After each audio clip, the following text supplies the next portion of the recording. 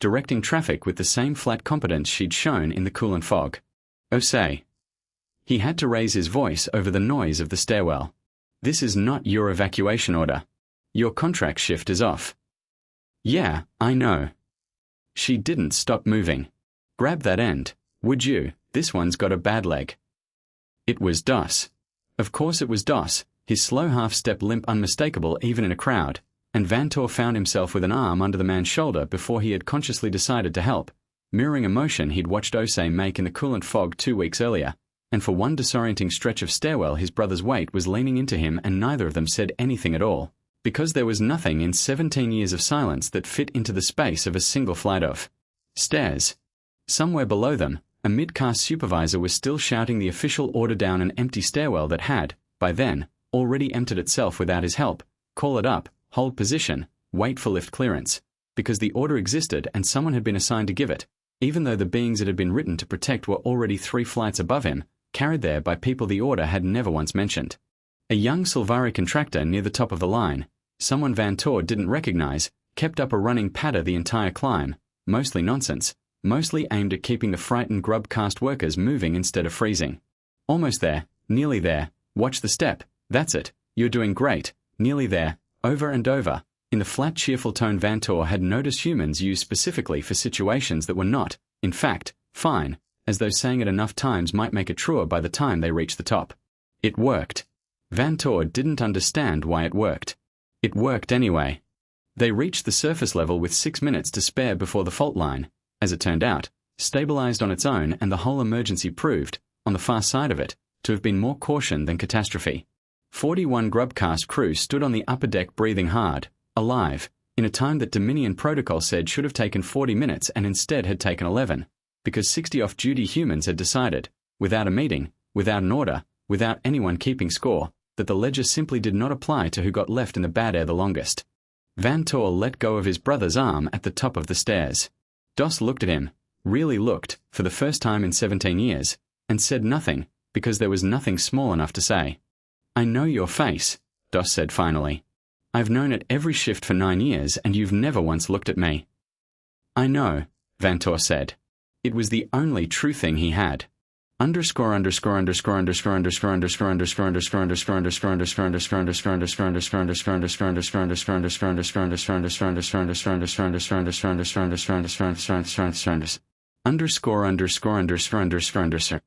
incident report Vantor filed that night included, for the first time in his career, a line that was not required by any form.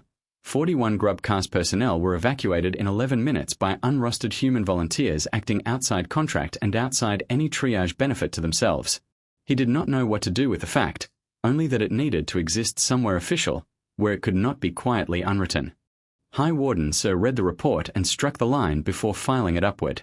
"It is not relevant to the assessment," Sir said, when Vantor asked why.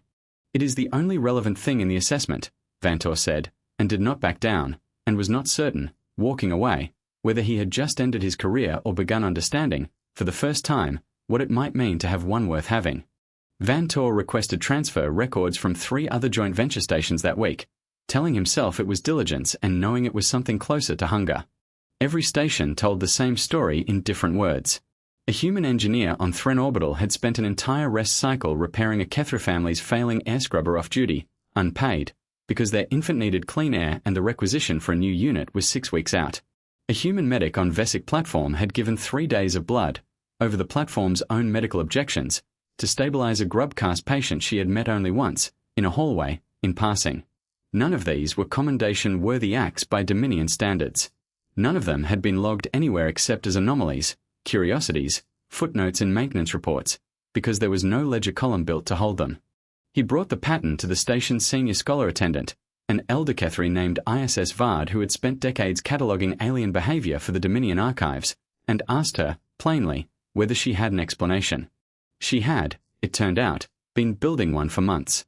"You are asking why they spend resource on the kinless and casteless," ISS said, settling into her reading frame with the slow patience of someone who had been waiting a long time for someone to ask properly. "The Dominion archive has a partial answer, compiled from human historical record. Would you like the long version or the useful one?" "The true one." "They are the same version, Warden," That is rather the point. She drew up a set of files on the shared screen between them. Humans raise their young in what their own researchers call alloparenting, meaning that from earliest infancy, a human child is regularly cared for by adults who share none of its blood. Neighbors, friends, strangers hired for the purpose. Every human alive was, in the most literal sense, kept safe as a helpless infant by beings under no genetic obligation to do so. Their species did not evolve to require kin bond as a precondition for care. It evolved to treat care as extendable, on trust, to whoever is present. That is a description of infancy. It does not explain grown engineers walking into coolant fog for a grub caste stranger. No. For that you need the second piece. ISS pulled up another file, older, denser. Human moral instinct, their researchers argue, is not assigned by caste, kin, or expected return. It is triggered by proximity and need, largely independent of who is asking. A stranger drowning registers, in a healthy human mind, almost identically to a sibling drowning. Their neurochemistry does not reliably distinguish the two. Evolution built the response to fire on witness suffering, not on a calculated resource ledger, because for most of their history, small human bands survived only by extending exactly that kind of unconditional aid to whoever was near enough to need it, kin or not. The bands that gate-kept care by bloodline alone did not, on the whole, outlast the ones that didn't. Van Tor turned that over slowly. And this instinct simply overrides caste, station protocol, contract terms. It does not override them so much as never having registered them as inputs in the first place. You are asking a ledger species why another species keeps declining to open the ledger. There is no entry to find. Warden. That is the finding. There is a third piece, she added, more quietly. Their disaster records, going back centuries. When their vessels sink, or their cities flood, or their ships lose air, the recurring finding across nearly every documented case, regardless of nation or era, is that strangers reliably die trying to save other strangers who could do absolutely nothing for them in return. Not occasionally. Reliably. It is common enough that they have stopped remarking on it as unusual. They built it into their maritime law 3 centuries ago. Rescue the vulnerable first, without asking what they can offer. It became such an old habit they forgot it was ever a choice. There is a fourth piece, if you want the complete archive entry, ISS said, before he could rise to leave. It is the piece their own scholars argue about most, so treat it as a theory rather than a fact. Humans do not simply feel this instinct and act on it privately. They teach it, deliberately, to every generation, the way we teach caste protocol to our own young. Their children are told stories from infancy about strangers who help strangers, held up as the shape a good life is supposed to take. It is drilled into them as thoroughly as your lifeboat order was drilled into you, Warden, except the thing being drilled is the opposite conclusion. Where our law says sort first, then act, there's a spent centuries insisting act first, sort never. I do not know which species is teaching its young something truer about the universe. I only know that when the fault line under Ring 3 opens again, and it will, Warden, sooner than the survey estimates suggest, I would rather be standing near whichever crew was raised on the second lesson. Van Tor sat with the files a long time after ISS had gone, thinking of 41 grubcast crew climbing a stairwell in the arms of people with nothing to gain from the climb, and of a brother he had not spoken to in 17 years who had known his face every shift for 9 of them. The fault line beneath Ring 3 had not stabilized. It had only paused. The second breach came at the change of shift, when the lower decks were at their fullest, and it did not announce itself with a survey drone's cautious warning. It announced itself with the floor of Ring 3 dropping 4 full meters in under a second, decking buckling along a seam nobody had known was structural, and the deep shaft's pressure venting upward through the tear in a scream of superheated gas that turned half of Ring 3 into a section no drone could safely enter. The station groaned around the impact the way large structures always groan when something inside them has broken that was never meant to break, a long, low shudder through the deck plates, followed by the particular silence of every automated system trying, at once, to decide what had just happened to it. Emergency bulkheads slammed shut along a dozen junctions in the same half-second, sealing some corridors clean and others in the middle, catching whoever happened to be standing on the wrong side of the line the moment the alarm tripped. It was, Van Tor would think later, an almost perfect demonstration of everything the caste ledger had always assumed about emergencies, that they arrived neatly, that there was time to sort before they hit. This one had not asked permission to be neat. Van Tor was in the command room again. This time there was no calm deliberation,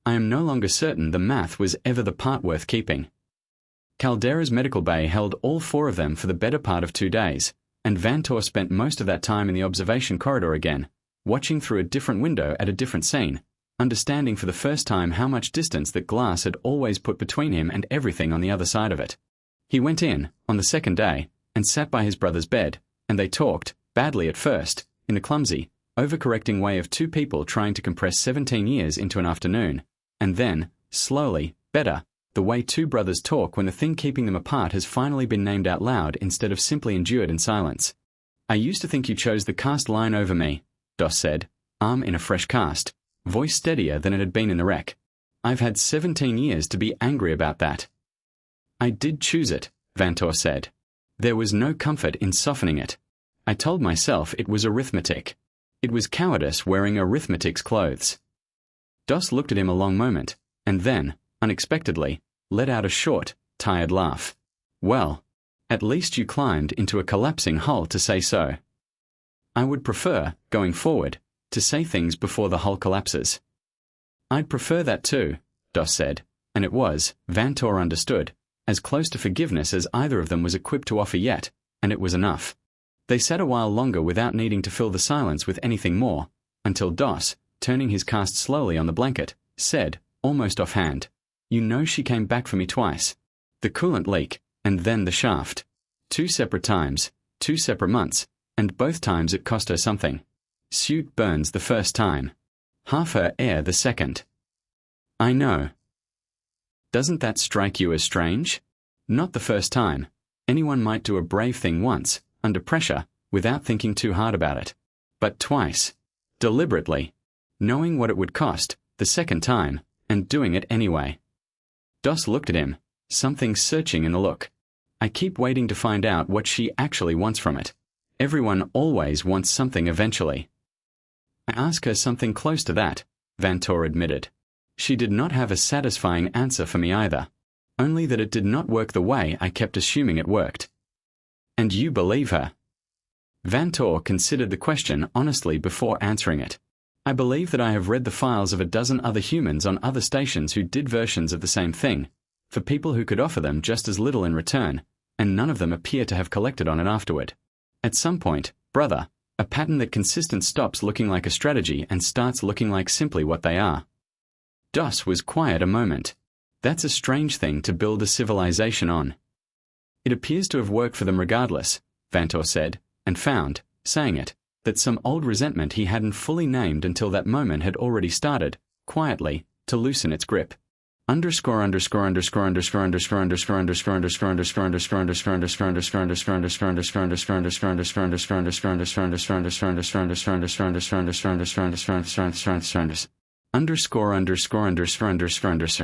Osei was harder to find alone, since half the human contractor crew had taken to visiting her bedside in a loose, constant rotation that Vantor found himself, for the first time, envying rather than finding strange.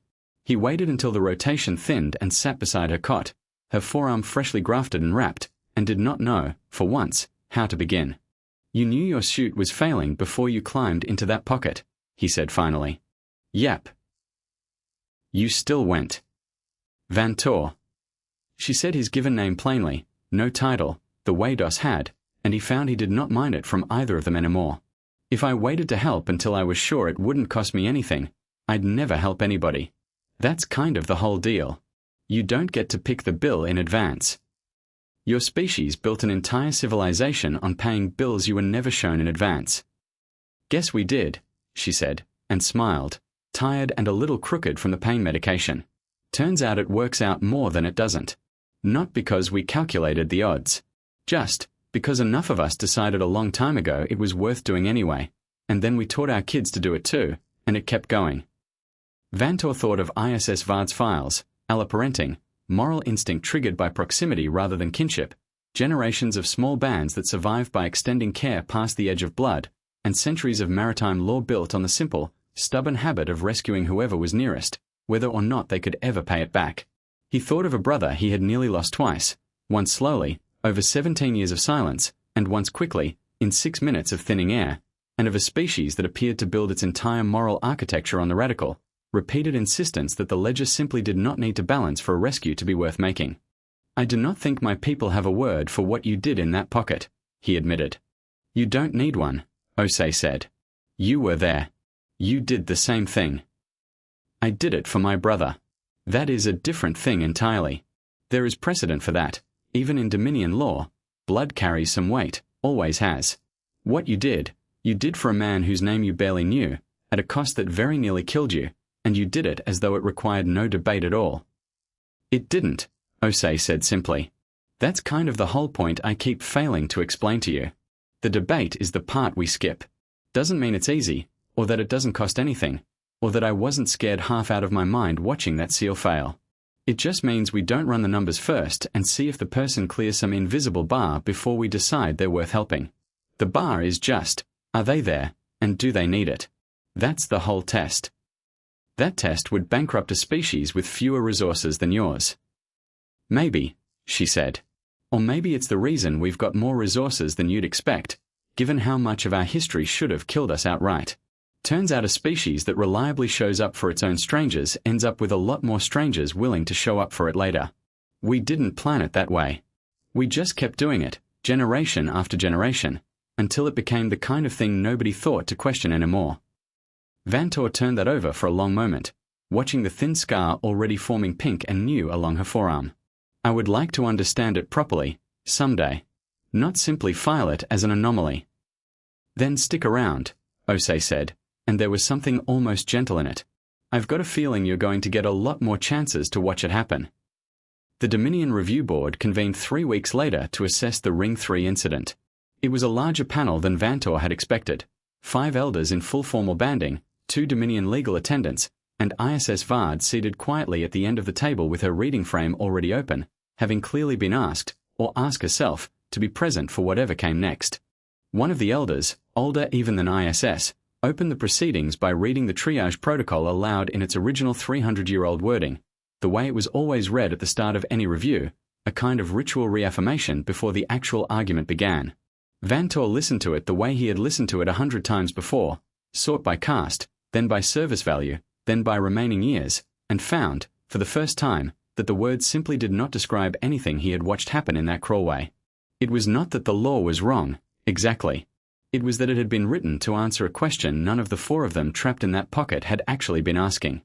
Vantor stood before it and gave, for the first time in his career, a report with no ledger in it at all, only a plain account of what had happened, who had chosen to act and why, and what it had cost and saved. High Warden Sir, to Vantor's genuine surprise, stood beside him and did not strike a single line. The triage protocol held for 300 years because no one asked it to do anything harder than sort, Sir told the board, in words Vantor suspected had cost the old warden a great deal to say aloud. It was never tested against a species that simply declines to sort at all, and finds itself, more often than statistics suggest it should, alive on the other side of that refusal. I am recommending review, not because the law was written badly, but because I no longer believe it was written completely. One of the younger elders pressed him afterward, not unkindly. "You are asking this board to weigh a single crawlway against 300 years of protocol, Warden. That is a great deal of weight for one incident to carry." "It is not one incident," Vantor said. "It is one incident I happen to be standing close enough to see clearly. Elder Vard's archive has a dozen more from other stations, and I suspect, if anyone had thought to look before now, we would find 100 more than that. We were never counting the right column. We had a ledger built to track scarcity, and we simply never built one to track this, so it went unrecorded for 3 centuries, not because it wasn't happening, but because no form existed to hold it." ISS Vard spoke then, for the only time in the whole proceeding, her voice carrying the particular calm of someone who has been patient for a very long time and finally sees a use for the patience. "I would ask the board to consider a narrower question than whether to rewrite Dominion law. Only whether it is willing to begin measuring something it has spent 300 years declining to measure at all. Everything after that follows from the measuring, not before it." The review did not change 300 years of Dominion structure in an afternoon. Vantor had not expected it to, and was old enough to know that laws built over centuries do not unmake themselves over one incident, however sharp. But it opened a door that had been welded shut for a very long time, and a door, once opened, is a different thing than a door that was never built at all.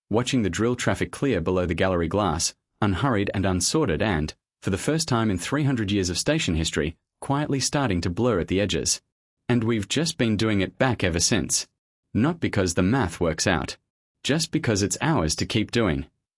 He remembered, then, the tribute in his coat, and drew it out somewhat awkwardly, and explained the custom to her, the closing of the debt, the formal language, the fact that once given and accepted, neither of them would owe the other anything further, cleanly, by Dominion law. Osei looked at the small carved token in his hand for a moment, and then, gently, closed his fingers back around it instead of taking it. "Keep it," she said. "Or give it to Dos, if it means something to your people. I don't want the debt closed, Van Tor.